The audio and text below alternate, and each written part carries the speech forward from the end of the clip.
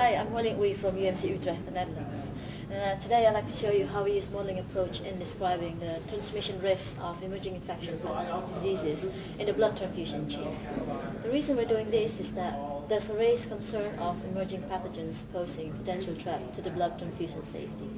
So we developed a simple generic model that quantifies the crude risk of receiving contaminated donations during outbreak of emerging pathogens. So basically, we look into the basic characteristics of these emerging pathogens, and we combine it with transfusion practice to develop the model scheme as shown here. So we identify different entities starting from donor populations infectivity, donations infectivity, release components and products, and the recipients infectivity. So here you see that donors as part of populations will have certain probability of getting infections. And before they donate certain type of donations with certain frequency, they have to be selected by donor history questionnaires. The blood they donated will be tested before the components released, and these components will go through further tests and process before they're prepared as end products and then transfused to recipients. So here we have 5 output estimates, starting from prevalence of infections in donor population for step 1, number of infected donations for step 2, infected release components for step 3, infected end products step 4, and risk of infections in recipients step 5.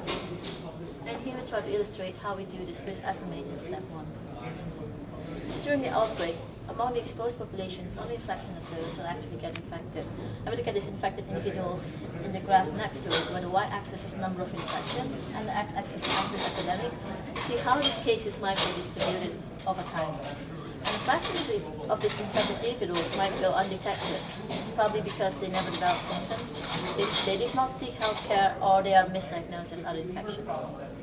And if we look at the course of infections of these infected individuals, we see how their infectiousness level will increase and then decrease across time for those acute, or a fraction of those who develop chronic infections.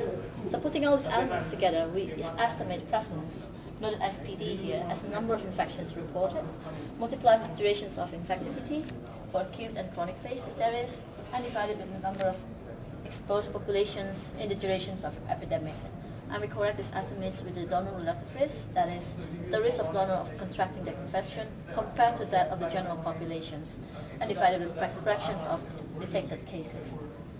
So if you want to hear more about this study, please don't hesitate to contact me in this email address. And thank you for listening.